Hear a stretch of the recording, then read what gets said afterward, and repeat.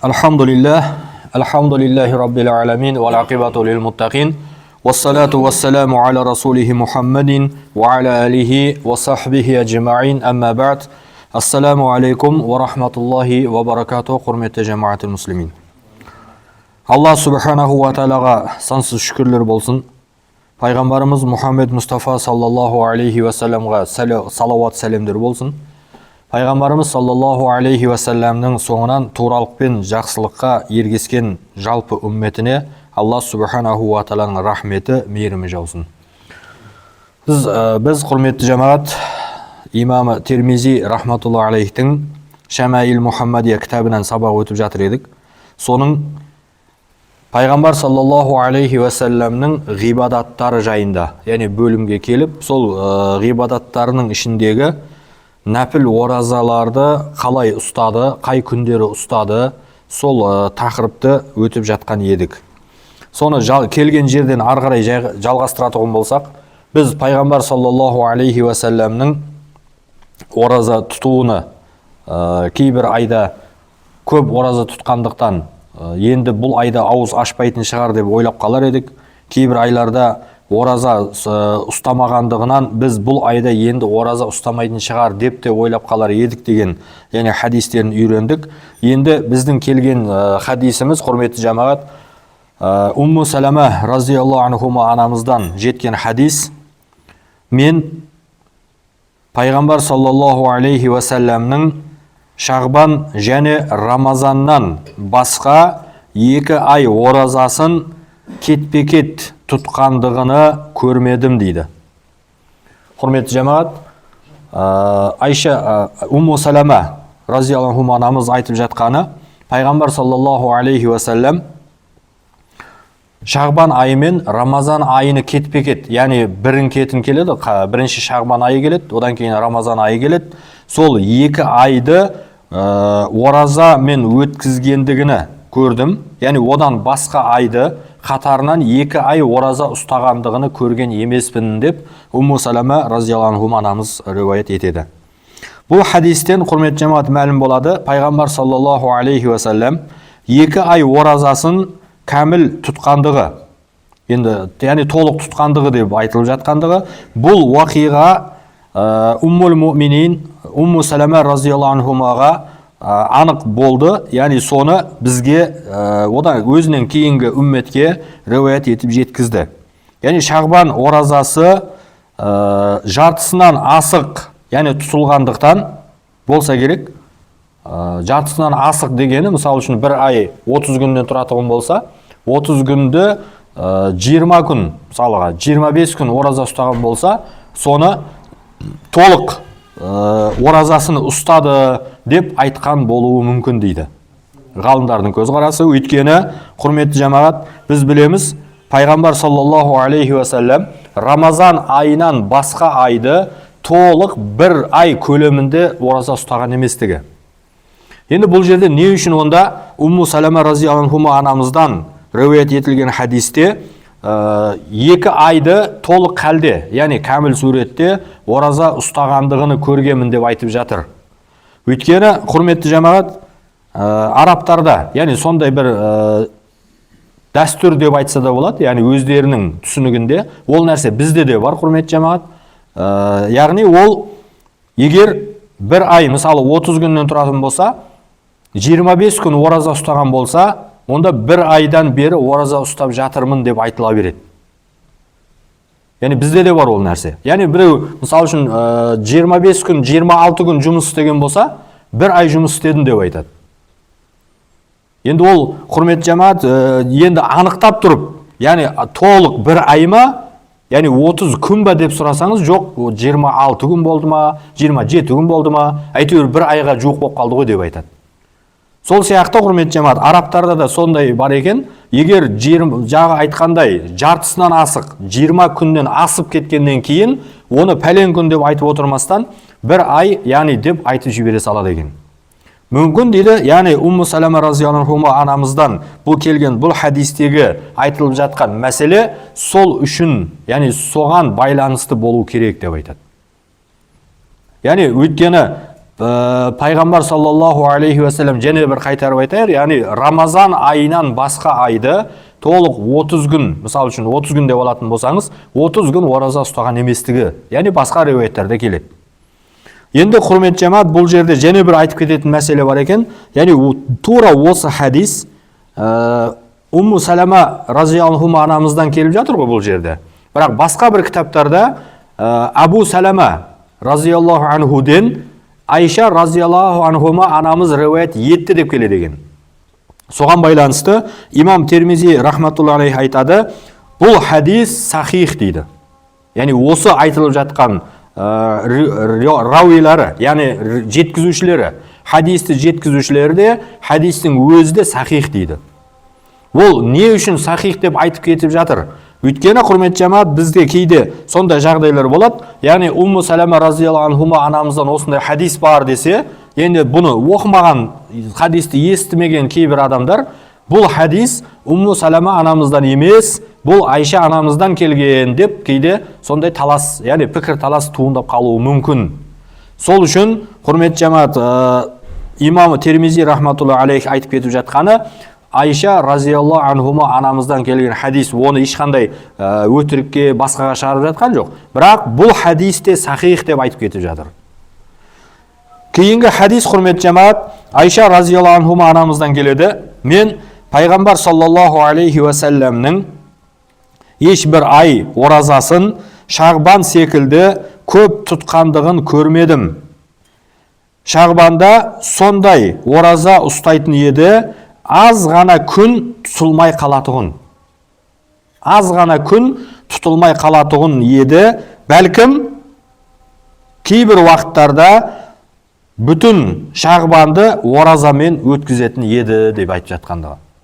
Енді қарасаңыз, құрметті жамаат, жағы Умму Салама разияллаху анха анамыздан келген хадисте Шағбан мен Рамазан 2 айды, яғни толық халде тұтатын еді, одан басқа айларды кетпе-кет ешқандай толық халде тұтпайтын еді дегендей мағынада айтылған болса, Айша анамыздан келген хадисте пайғамбар саллаллаху алейхи уассалам Шағбанның оразасыны азғантай күн, яғни бір азғантай күн ғана тұтпай қалатұғын, бәлкім барлық Шағбанды оразамен өткізуші еді деп айтып жатқандығы. Өйткені бұл жерде де құрметті жамаат айтылуы, жағы айтқандай, яғни бір күн, 2 күн ғана, яғни тұтпай қалған болуы мүмкін.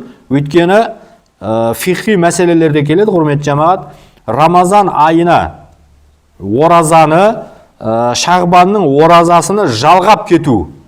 Яғни Шағбанның оразасын ұстап келіп тұрып, арада бір күн ауызды ашпастан арғарай Рамазанға кіріп кету шариғат, яғни фихи мәселелерде карих көрінеді. Яғни макрух деп айтып жатады. Яғни фихи мәселеде солай келеді.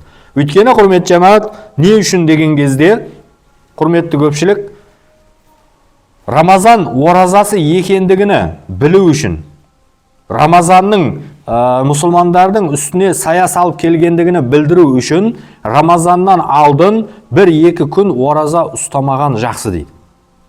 Ауыз ашады, мысалы үшін 25 күн ораза ұстап келген болса, 25 күннен кейін арғарай тоқтатады дағыны, 3-4 күн ауызды ашып жүріп, арғарай енді ораза басталды, яғни Рамазан айы басталды, Алла парыз еткен ораза басталды деп тұрып, ниет қылып, арғарай яғни Рамазанға кіруі. Сол үшін құрметті жамаат, Рамазанды Шағбан айының оразасымен жалғап кету макрух көріледі. Және де кейбір риуаяттарда Рамазаннан 1 күн алдын шәк күні деп айтылады. Яғни бүгін ораза ма, ораза емес пе деген мәселе. Яғни сол бүгін ораза болса, яғни Рамазанның 1-ші күні болса, онда менікі Рамазанның оразасы, егер Рамазан күні болмай қалса, онда бұл Шағбанның оразасы, яғни нәпіл ораза деп тұрып, екіленіп тұрып ораза ұстау шариғатта макрух көріледі. Яғни одан негізі көпшілік жағдайда қайтарылады. Яғни өйткені ол екіленіп тұрып ұстап жатқандығы. Одан қайта оразаны ұстамастан жағы шәк күні дегені, яғни Рамазан ба, Рамазан емес пе деген екіленіп тұрған күнді ауыз ашып тұрып жағы өткізіп кетуіні, яғни ғұламалар, көпшілік ғалымдар дұрыс көреді. Кейінгі хадис, құрметті жамаат, Абдулла бин Мас'уд разияллаху анхуден келеді. Пайғамбар саллаллаху алейхи вассалам әр айдың әуелінен, яғни басынан дегені, 3 күнде ораза ұстайтын еді. Және жұма күні ораза болатұғын еді. Кейде, яғни кейбір жұмаларда ауыз ашық жүруші еді дейді. Құрметті жамаат, мынау өте бізге керек болған хадистердің бірі. Өйткені көп жағдайда бізде пікір талас болып жатады. Біз оны өзімізде естігеміз, құрметті жамаат. Өзіміз естігенде, мынау Рамазанның оразасы өткеннен кейін Шәуәлдің оразасын ұстаймыз ғой біз. Сол Шәуәлдің оразасы жұмаға тура келіп қалған кезде, жұма күні ораза ұстауға болмайды деп кейбір кісілер біреулердің аузын аштырып жіберген. Яғни ол, құрметті жамаат, біріншіден, егер жұма күні ұстап, одан кейін сенбіні қосып ұстап кететін болса, ол ештеңе етпейді. Ол барлық ғалымдардың көзқарасы бойынша дұрыс. Енді жұма күннің өзіні ораза ұстау мәселесіне қазір біз тоқталып жатырмыз. Өйткені Абдулла ибн Масуд разияллаху анхуден мына хадис келіп жатыр. Әр айдың әуелінен, яғни басынан дегені ғой. Яғни әр айдың басында 3 күн ораза ұстайтұғын, және де жұма күні Пайғамбар алейхиссалам ораза болатұғын. Кейбір жұмаларда аузы ашық жүретұғын деп айтқандығы. Енді осыған байланысты, құрметті жамаат, имам Ағзам Абу Ханифа рахматулла алейхтің мазхабында деп айтылады жалпы. Имам Ағзам Абу Ханифа рахматулла алейхтің мазхабында жұманың жеке өзіні, яғни тек жұма күнді ғана ораза ұстау мәкрух амал деп айтылады. Бірақ имам Ағзамның өзінің, яғни жеке өзінің көзқарасы. Енді жалпы мазхабта деген кезде бұл имам Ағзам бар, имам Абу Юсуф бар, имам Мухаммад бар, имам Зуфар бар. Одан кейінгі тағы да сол Ханафи мазхабындағы ғалымдардың жалпы көзқарасыны алып тұрып айтылады. Ал бірақ жеке имам Ағзам Абу Ханифа рахматулла алейх пен имам Маликтің, яғни Малики мазхаб иесінің көзқарасы жұма күні ораза ұстауға болады деген көзқарасты ұстанған екен. Жеке жұманың өзіні. Енді сол көзқарасты есткен кейбір мынау имам Ағзам Абу Ханифа рахматулла алейхтің мазхабына, яғни кейде күйе жағушы, соған бір қарсы пікір айтушылар көбейеді ғой. Бар ғой негізі. Сол адамдар имам Ағзам Абу Ханифа Пайғамбар саллаллаху алейхи вассалам жұма күні, тек жұма күні ғана ораза ұстаудан яғни қайтарды, яғни ол күнге ораза ұстамаған жақсы екендігін айтты деген мағынада хадисті негізге алып тұрып, имам Ағзам, яғни ол хадис имам Ағзамға жетіп бармаған, немесе имам Ағзам Абу Ханифа рахматулла алейхи оны хадисті білмеген, сол үшін ораза жұма күні ұстаса болады дегенде пікірде болған деген сөздерді айтады. Енді ол мына хадисті білмеген адам, яғни естімеген адам, бұны дұрыс айтады. Өйткені Пайғамбар алейхиссалам жұманың өзіні ғана ұстауға, яғни макрух деп білгендігі, жалпы ғұламалар солай үкім бергендігі есткен болса, мен солай есткен, сонда имам Ағзамдікі дұрыс емес пе? Сонда имам Ағзам хадиске қарсы үкім берген бе? Яғни сонда имам Ағзам хадиске амал қылмаған ба деген түрлі пікірлер келіп шығады.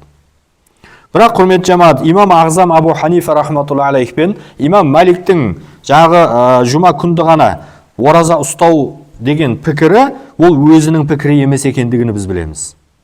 Өйткені мінекей айтып жатыр, Абдулла бин Масуд разияллаху анху айтып тұр, жұма күні Пайғамбар алейхиссалам ораза ұстаушы еді. Кейбір жұмаларда ауыз ашық болатын еді. Ол жерде, құрметті жамаат, жеке айтып қойып жатқаны, кейбір жұмаларда дегені, яғни көпшілік жағдайда ашық жүретін еді деген мағынаны білдірмейді. Ол кейде ғана ашық болып қалатын еді дегенді білдіреді. Сондықтан, құрметті жамаат, жұма күннің өзіні ғана ораза ұстауға шариғат тыйым салмайтындығы. Бірақ пікір талас болмау үшін, көпшілік адамдардың ортасында дұрыс емес пікірді қалыптастырмау үшін, сол жұмадан алдын бейсенбі күні, немесе жұмадан кейін сенбі күнді жағы қосып ұстаған абзал деп айтылады. Бұл дегені, құрметті жамаат, жұма күні мүлде ораза ұстауға болмайды. Яғни тек жұма күнді ғана, яғни мүлде ораза ұстауға болмайды дегенді білдірмейді. Не үшін енді құрметті жамағат жұма күні деп айтылып жатыр дегенде кейбір ғалымдар айтады, жұма күні құрметті жамағат бұл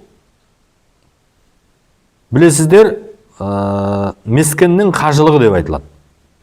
Немесе жұма күні бұл мереке күн екендігі жайында айтылады. Енді айтта біз ораза ұстамаймыз ғой. Айт не үшін? Өйткені айт мереке. Оны Алла Тағала мереке қылып берді.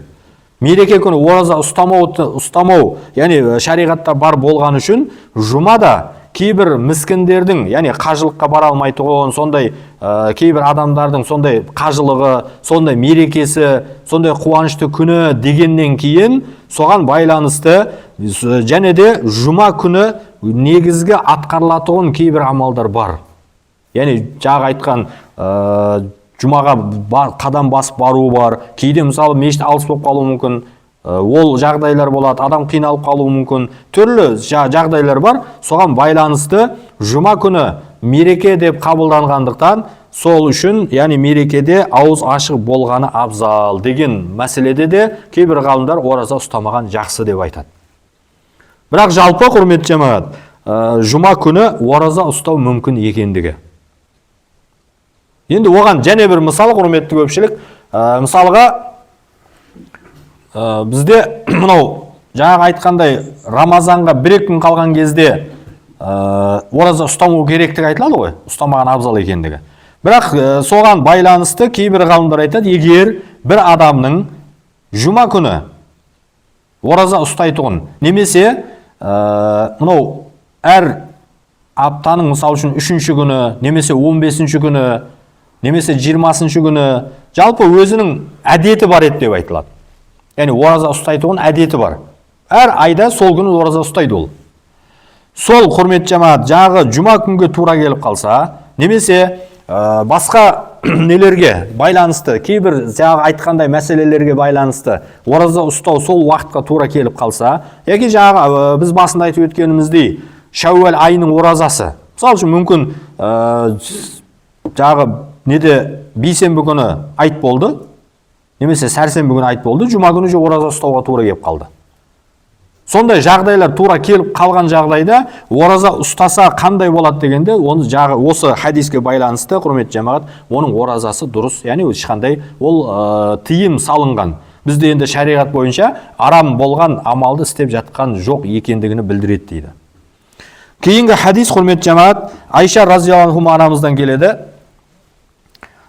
Пайғамбар саллаллаху алейхи ва саллям көпшілік жағдайда дүйсенбі және бейсенбі күндердің оразасына көңіл бөлуші еді. Яғни көпшілік жағдайда дүйсенбі және бейсенбі күндердің оразасына көңіл бөлетұғын. Яғни соған қатты ұмтылып, яғни соған әрекет қылып, дүйсенбі, бейсенбі күндерді көпшілік жағдайда оразамен өткізуші еді деп айтып жатқандығы. Кейінгі хадис құрметті жамағат, Абу Хурайра разияллаху анхуден келеді. Пайғамбар саллаллаху алейхи ва саллям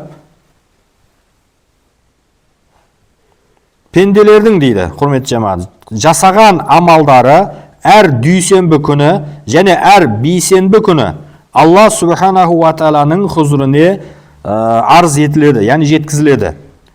Мен соны дос тұттым дейді, яғни мен сол нәрсені жақсы көрдім.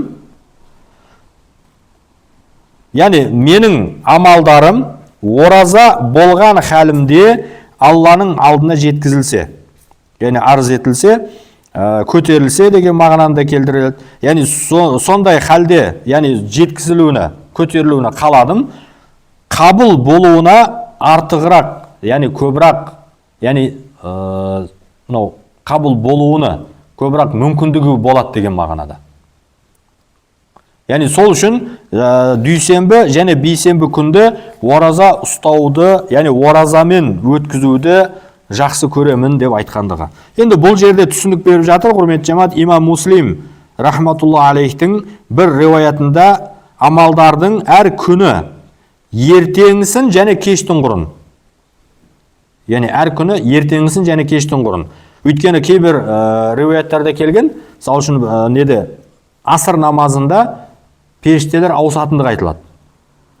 Яғни сонда бамдат мысалы асыр екеуінде ауысатындығы, сол періште Алланың алдынан, яғни келіп мынау пендеге амал дәптерін жазған кезде намаз оқып жатқан еді деп айтылса, асыр намазда кеткен кезде де, яғни намаз оқып жатыр еді деген. Яғни келгені кеткенде, яғни сол мәселеде құрмет жамаат жеткізіледі.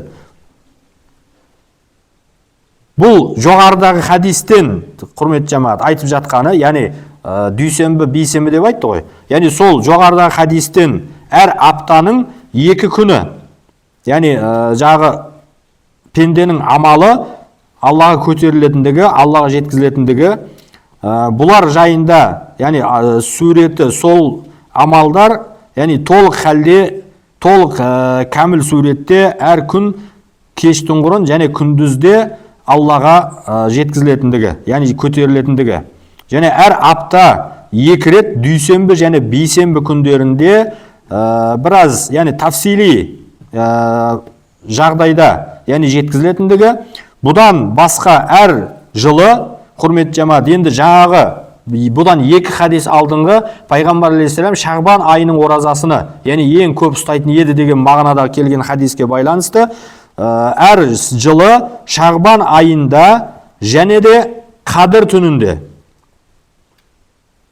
яғни ижмали суретте Аллаға көтерілетіндігі, яғни жеткізілетіндігі. Бұның құрмет жамаат жалпы адамзат баласының періштелердің алдындағы олардың құрметі, олардың фәзилеті періштелерге мәлім болу үшін деп айтылады. Өйткені не үшін дегенде құрмет жамаат, Алла Тағала періштелерді жинап тұрып, мен өзімнің жердегі орынбасарымды жаратамын деді ғой бірінші аятта, Бақара сүресінде келеді. Сол кезде періштелер жерде қан төгетұғын, бұзықшылық жасайтұғын, адамзатты жаратасың ба дегенде, Алла Тағала мен білетін нәрсені сендер білмейсіңдер деген. Яғни сол Алланың білген нәрсесі деп айтылып жатқандығы, яғни періштелердің алдында Аллаға бойсынып, Аллаға құлшылық жасаған пенденің дәрежесі періштеден де жоғары болатындығы айтылады. Міне сол мәселеде, яғни періштелерге адамзат баласының құрметі, фәзилеті, оның дәрежесі қаншалықты екендігіні білдіру үшін деп айтылған дейді.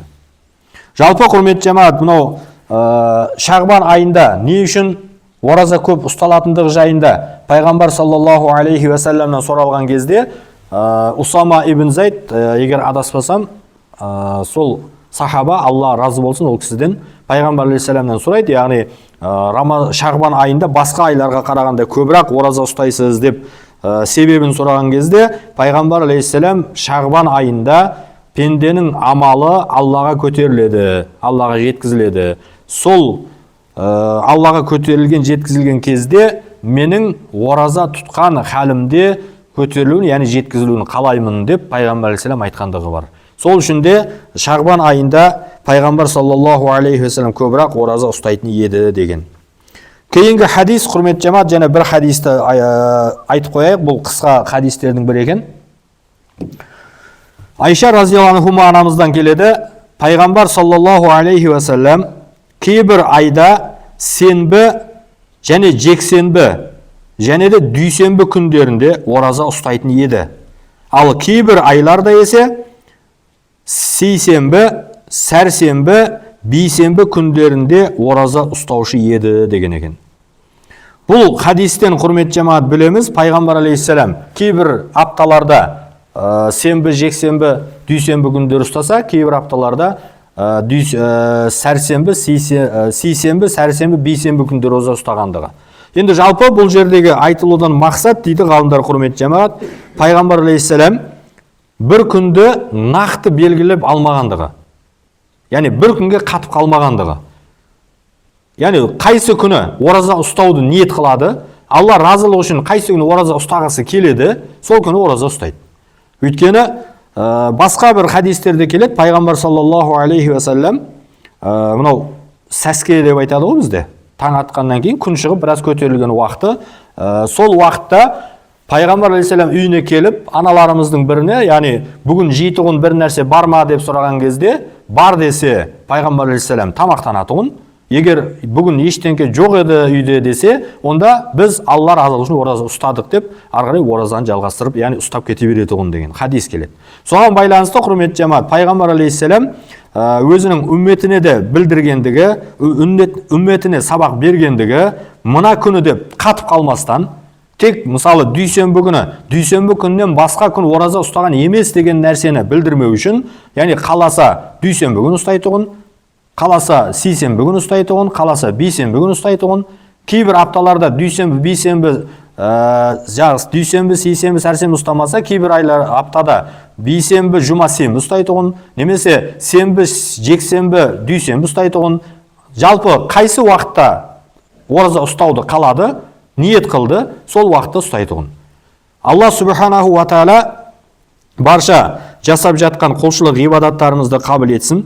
Біздердің де құрметті жамаат, Алла разылығы үшін мынау өткенде ұстап шыққан Рамазан айындағы оразамызды, және де Шәуәл айындағы ұстаған, яғни 6 күн оразамызды, жалпы ұстап жатқан нәпіл оразаларымызды Алла қабыл етсін, нәпіл ғибадаттарымызды Алла қабыл етсін, пенделікпен жіберген қата кемшіліктерімізді мағфират етсін. Алла Тағала оқыған, естіген аят хадистерімізге амал қылуымызды баршамызға нәсіп қылсын. Алла Тағала баршаңызға разы болсын, екі дүние жақсылығын берсін. Алла нәсіп етсе, кейінгі сабақта, құрметті жамаат, осы Рамазан, жалпы ораза бабыны тағы да жалғастырамыз. Құдай қаласа, ендігі сабақта біз осы бөлімді аяқтаймыз. Алла баршаңызға разы болып, екі дүние жақсылығын нәсіп етсін.